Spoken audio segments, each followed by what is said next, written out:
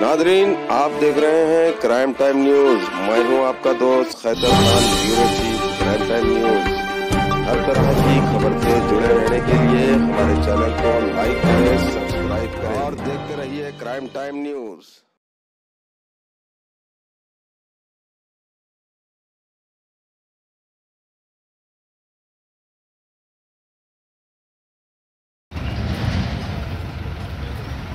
అవునే అబ్బా, వాళ్ళకి అయినాయి తీయద్దంటారు. చేతులకు కూడా అయినాయి.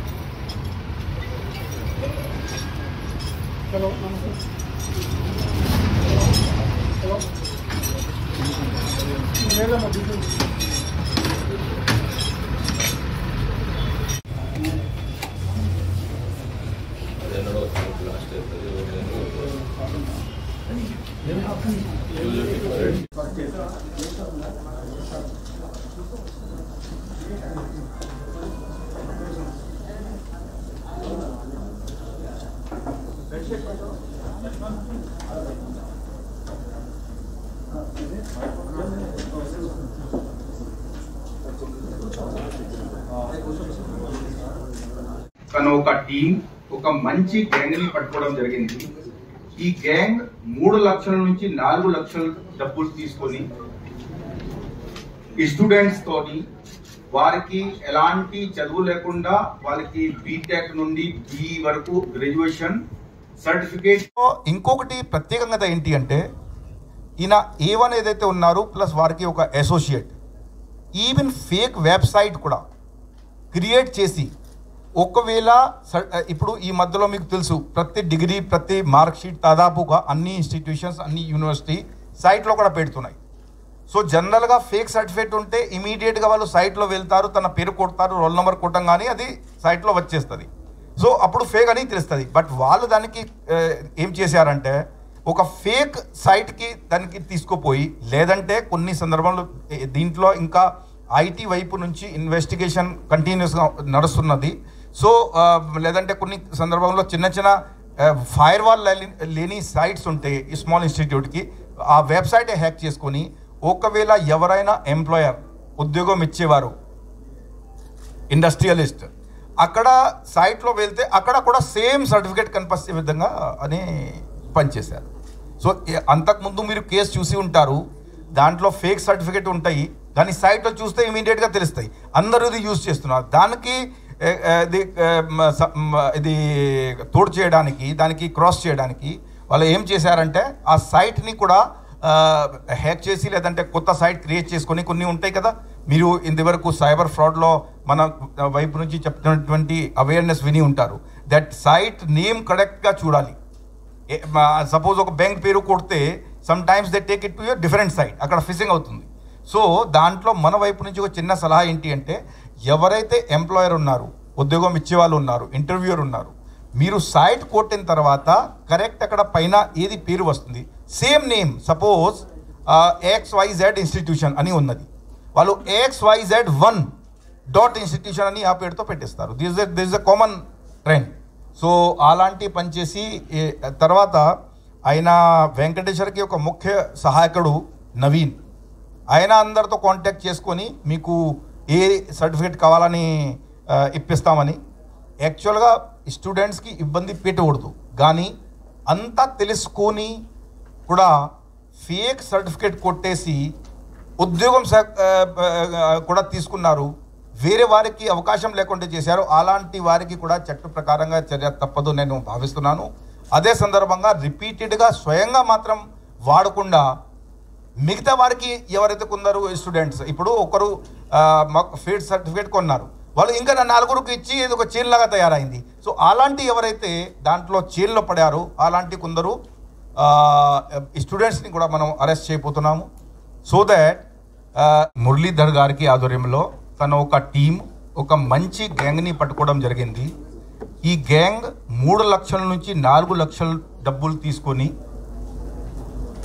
స్టూడెంట్స్తోని వారికి ఎలాంటి చదువు లేకుండా వాళ్ళకి బీటెక్ నుండి బిఈ వరకు గ్రాడ్యుయేషన్ సర్టిఫికేట్, డిగ్రీ, మార్క్షీట్ అన్నీ అందించేవారు.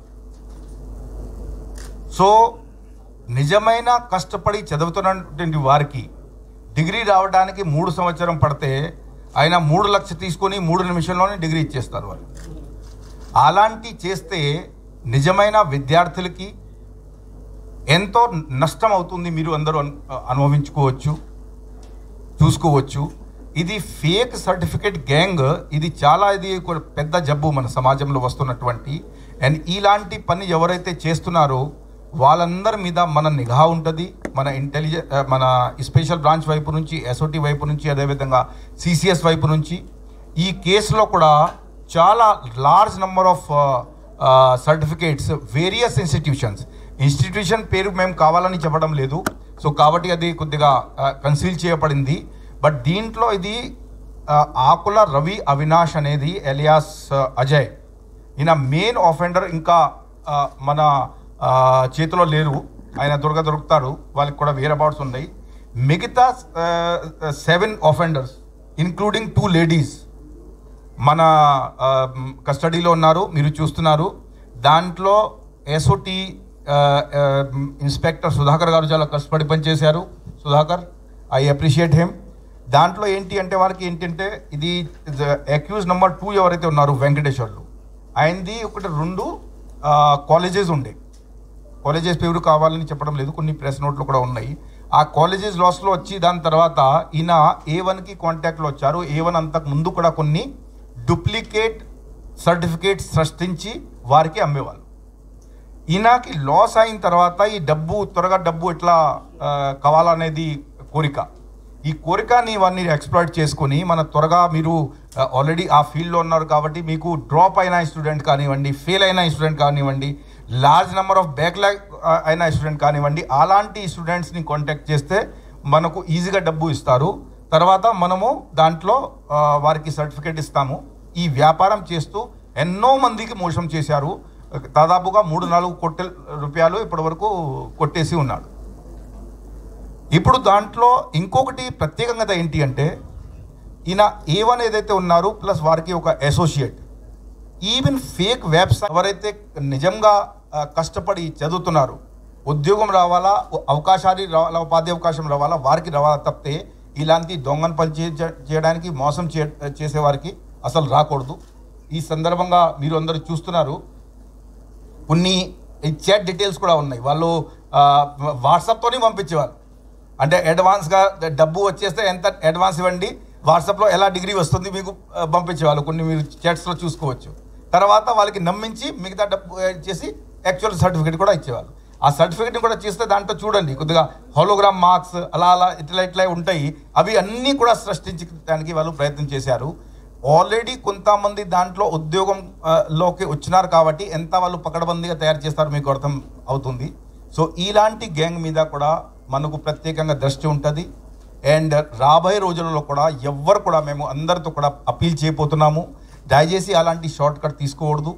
మీరు కష్టపడి ఇప్పుడు దాంట్లో ఉన్న ఒక అక్యూజ్డ్ దీంట్లో 15 బ్యాక్లాగ్ పడినాయి.